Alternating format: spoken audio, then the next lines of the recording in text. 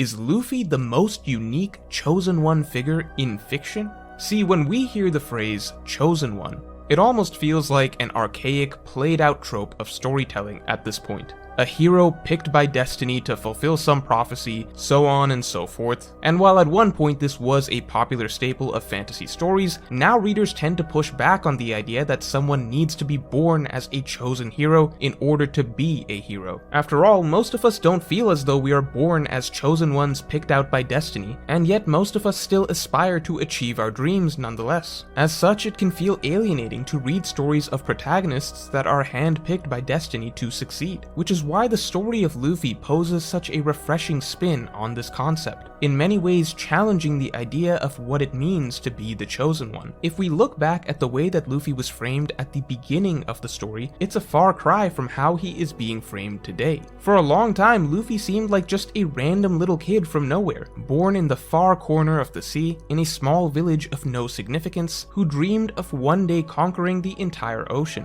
When he set off, he was just a boy with a dream. He could have been anyone. Luffy could be you or me, as it felt like all it takes to chase a grand dream is the guts to actually do it. Fast forward 1,000 chapters and we look at Luffy very differently today. It seems as though he may in fact have been destined to be the one to carry out the will of D. That history has been waiting for a very specific point in time, for Luffy to arrive and take up the mantle of Joy Boy. That it was in fact destined for Joy Boy to arrive in Wano at this very day and age. That Luffy is, either metaphorically or literally, the second coming of Joy Boy. That the devil fruit he has, the once seemingly simplistic Gomu Gomu no Mi, was in fact the legendary sun god fruit that specifically chose him. Luffy may even be the prophesied sovereign of the sea that the Sea Kings were waiting on the birth of. It's hard to think of Luffy as just some kid with a big dream at this point, as slowly everything from his lineage to his powers to his role in various prophecies has begun to paint him out as being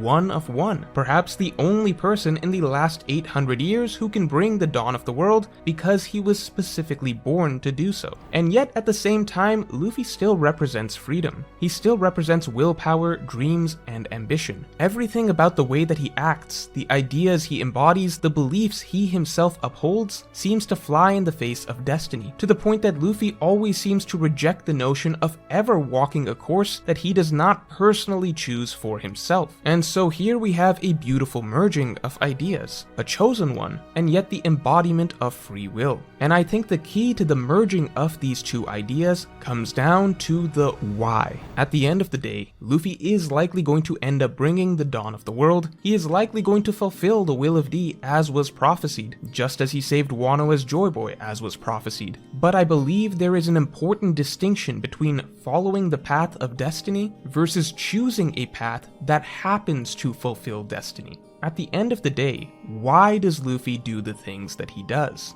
Because he has a good heart. One of the most important statements by Luffy in the entire series came in Fishman Island, where Luffy explains that he isn't a hero, he is a pirate. Luffy's basis for this statement was that a hero would share their meat, whereas as a pirate, Luffy wants it all for himself. Now this claim is questionable in itself, as when Luffy sees others without food, Luffy will actually happily fight to make sure that they have as much as they need. But I don't think it's the specific example that Luffy gave here that matters. I think what matters more is the broader principle, which is that a hero does the right thing because they are supposed to, whereas a pirate will do what they like. That's a key aspect of piracy in general, that other pirates often state as well. Being a pirate is freedom. Freedom to choose to do what you want. But in this case, it just so happens that because Luffy is a kind-hearted person, he inevitably always chooses to do the right thing. That's the difference between responsibility, playing the role of a hero, helping others because that is the right thing to do,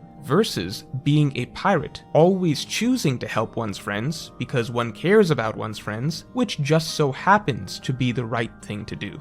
Does that make sense? Let's walk it back a little bit. Throughout the series, one of the most important aspects of every arc is that Luffy needs to befriend someone on the island. Why is that necessary? Because Luffy isn't a hero. He's not going to go around saving islands just because each island faces some great evil and that would be the right thing to do. It's just that once Luffy makes a friend, he's going to want to help out that friend because he cares about them. It's the same net result of the island being saved and innocent people being protected, but Luffy is usually doing it for the personal relationships he's made, rather than because he is following a certain moral compass that dictates that he should protect the weak. In Syrup Village, Luffy outright told Usopp that he would only help save the village because Usopp was willing to save the village. In Arlong Park, Luffy stepped up to save Nami's village specifically for Nami's sake and Nami's sake alone. In Drum Kingdom, Luffy has no idea what's going on with this nation's history or the oppression that it's faced. All Luffy knows is that he's taken a liking to Chopper, so Chopper's enemies are his enemies. In Alabasta, even among the countless people that are dying, first and foremost, Luffy is doing this for Vivi. I could go through the entire story, but you get the point. With Luffy, the moral responsibility is taken out of the picture. In every case, he is simply following his heart, which conveniently puts him on the right track.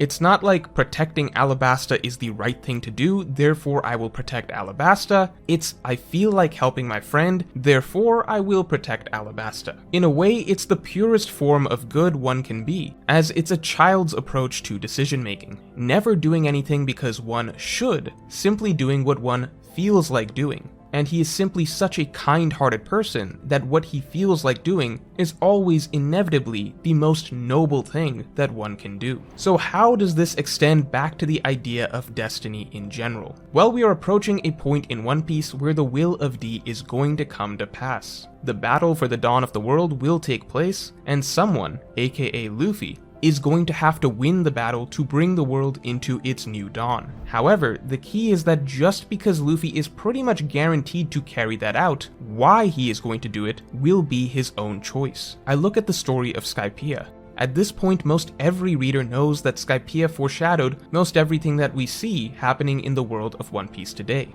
A centuries-old conflict, a battle against an evil god, all for the sake of relighting the fire, basically the exact same idea as bringing the dawn. It pretty much parallels the modern-day story of One Piece down to a T. So looking at that centuries-long conflict between the Shandians and the Skypieans, a will has been passed down for centuries to overthrow God and relight the fire, much like in the Blue Sea, a will has been passed down for centuries to overthrow God and bring the dawn. How did that conflict in Skypiea actually get resolved? It wasn't by Wiper, the hero of the Shandians who was valiantly fighting tooth and nail, specifically to fulfill this prophecy because that is what he was raised to do. In fact, the conflict wasn't resolved by any sort of hero at all. God was overthrown by Luffy, and the bell that symbolically relit the fire of Chandra was rung by Luffy as well. But in doing so, Luffy wasn't playing the role of a hero. Even as Enel wreaked havoc on the land, destroying the Verth, threatening all the people of the White Sea, the reason that Luffy stepped up to defeat Enel and ring the bell wasn't related to any of that. Luffy never cared to learn about the true history of the Shandians and the Skypieans, he never knew anything about what this conflict was about in the first place, and he never bothered to find out. Luffy saw only two things. One,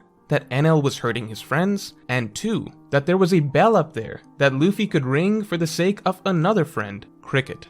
That's right, the entire centuries-old conflict that had plagued the land, the battle for the fate of the White Sea, the will that had gone unfulfilled for generations, all of it was resolved by Luffy simply because he wanted to make sure that his friend Cricket could hear the ringing of a golden bell in the sky. Luffy played the role of the hero. He relit the fire of Chandra. He brought peace to the land, he dethroned God, he brought back the sun, but none of it was because he was walking a path that he was supposed to. All of it happened simply as a consequence of him following his heart to do what he felt would help someone that he cared about. That is the genius of Luffy, the simple-minded idiot who goes about fulfilling destiny in a completely organic way, never because he's supposed to, but simply because his natural desires tend to conveniently line up with what needs to be done. Now, it's of course not quite the same when looking at the conflict of the Blue Sea. In Skypiea, Luffy was a stranger in a strange land. He was never even supposed to be there. But in the Blue Sea, it seems as though everything has been set up specifically for Luffy to resolve the greater conflict and save the day. However, However, I think the same reasoning behind his actions applies. Yes, maybe Luffy is destined to carry out the will of D, maybe he was destined to be the next Joy Boy, maybe he was destined to have the Nika fruit. However, we also know that Luffy tends to not care about things like that. Things like prophecies and plans hold no interest to him. What ultimately drives him to make the choices that he makes is his kind heart, and it seems that it's simply in his nature to repeatedly choose to do good things, which in turn means that he will likely end up saving the world just by virtue of his own personality. In that sense, you could ask,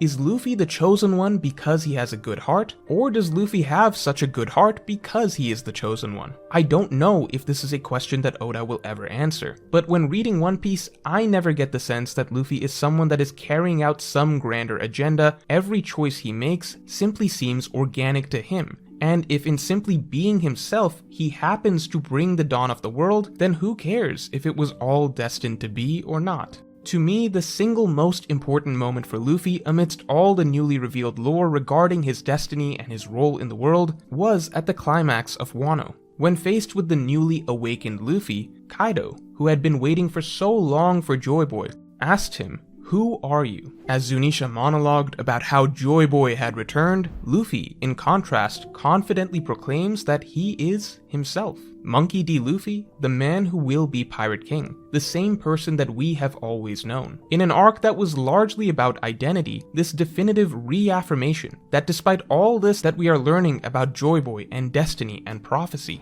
our main character is still the same person that we have always known him to be, the most free-spirited, unbound man on the seas. And if by being himself, that just so happens to fulfill the dreams of all these people in Wano, from Odin to Toki to even Kaido, then so be it. But all the while, Luffy is simply doing what he personally feels like doing the entire way through. At the end of the day, I think that's an interesting way to look at destiny. Someone being born who is perfect for playing out a certain role, simply because their own innate personality and desires would naturally drive them to play out every beat that such a role would require. Essentially, if a person was born into the One Piece world with a kind heart, infinite willpower, and an unrelenting drive for freedom, then of course, over the course of their life, they would naturally break down all barriers and free all islands that they come across, till eventually they freed the world itself. The world was simply waiting for a person like that to come along. But let me know what you think of freedom and destiny with regards to Luffy's role as Joy Boy in the comments below. And if you enjoyed this video, then definitely like and subscribe. And if you want my extended thoughts on this and all future topics, you can support me on Patreon, link in the description below.